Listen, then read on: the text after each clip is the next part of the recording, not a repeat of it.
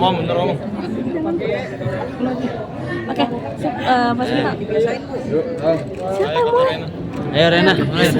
Oke, Mas Bina, Mas Ajas, menyambut liburan kan ini ada apa namanya film Buya Hamka dan Siti Raham. Ini seberapa kan sih buat tadi dia kan semua umur kan?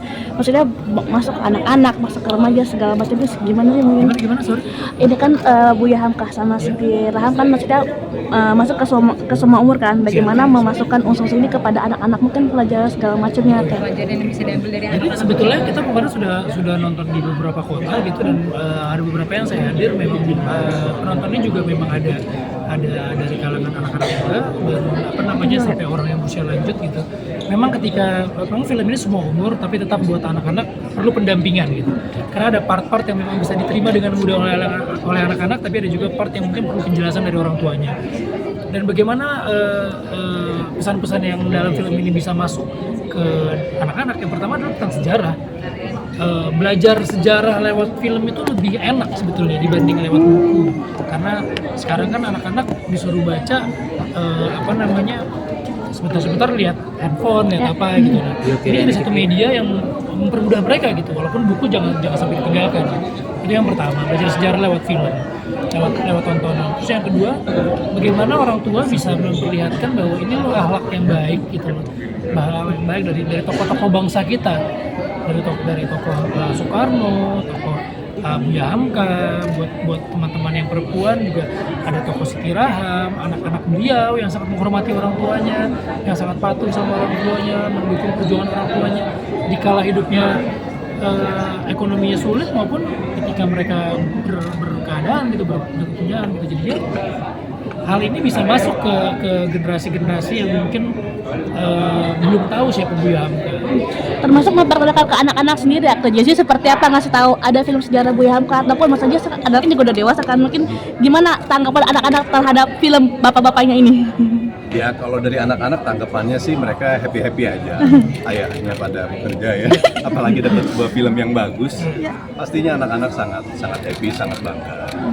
Dan sebenarnya banyak juga teman-teman seumuran kami ini yang kepingin nonton Buya Hamka dan Siti Raham ini seperti apa. Mereka sudah penasaran dan nggak sabar untuk tanggal 21. Oh, Jesse sendiri mungkin udah ada kasih ini Buya Hamka, ini tokoh sejarah Jadi segala macamnya. Dia dari film pertamanya udah tahu kok.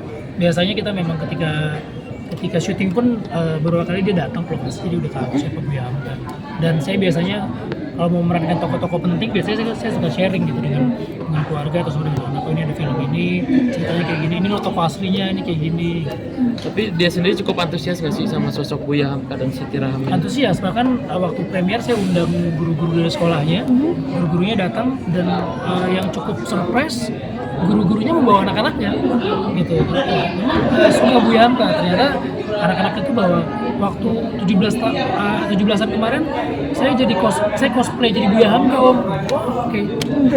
Tapi ada tanggapan dari kan anak-anak sekarang kan suka kritis gitu. Ada sesuatu nanya ke Mas Vino nggak kayak soal Buya Hamka sendiri? Kritis enggak sih. Pertanyaan kritis tentang Buya Hamka enggak sih? Kayaknya enggak. Maksudnya mereka enjoy bahwa ini ada sebuah, buat mereka ya tetap aja ini sebuah film hiburan ya. Buat kami pun gitu. Yang paling penting adalah mau film sejarah, mau film apapun buat saya tetap harus menghibur. Karena dari menghibur itu orang akan masuk ke dalam ceritanya, mengambil pesan moralnya, mengambil sisi baiknya maupun melihat keburukan-keburukan yang nggak boleh ditiru gitu. Jadi harus catchy dulu, harus menghibur dulu, baru film ini bisa mendapatkan tempat di hati para penonton. Salah satu adegan yang paling mengharukan kan ketika Bung Karno nggak ada, kemudian Hamka jadi imam. Ya. Satu hal yang sangat mengharukan yang kita sempat berseberangan, tapi kemudian akhirnya kembali lagi atas nama ya kepentingan bangsa juga. Kak Anjas dan Kak Vino sendiri merespon itu bagaimana, apa yang Anda berdua dapatkan dari adegan mengharukan ini? Ya kalau menurut saya sih hal itu patut dicontoh oleh kita ya, anak-anak muda yang sedang ingin banyak berkreasi dan penuh akan misi. Jadi jangan sampai yang namanya persahabatan itu melupakan sebuah arti sahabat itu sendiri, arti pertemanan itu sendiri. Jangan sampai walaupun kita berbeda pendapat, lalu kita jadi saling menjatuhkan, saling memusuhi. Kalaupun misalnya ada perselisihan, ya kita ingat lagi bahwa kita berteman, dan harus dijaga sih. Setuju.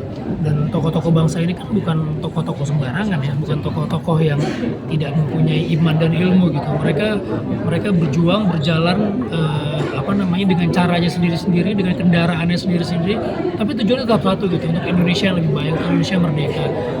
Perseteruan, konflik, gesekan itu pasti ada, apalagi punya ideologi yang masing-masing.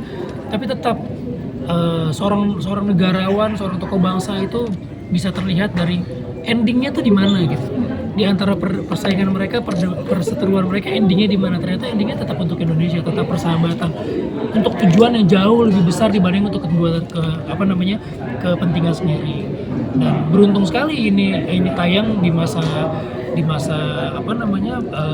election seperti ini, karena tokoh-tokoh bangsa kita yang sedang berjuang untuk memimpin bangsa ini bisa bercermin dari tokoh-tokoh kita yang dulu kan gitu, dari kehebatan seorang Soekarno, Buya Hamka, bahwa perbedaan itu pasti ada, tapi ujungnya adalah untuk Indonesia juga.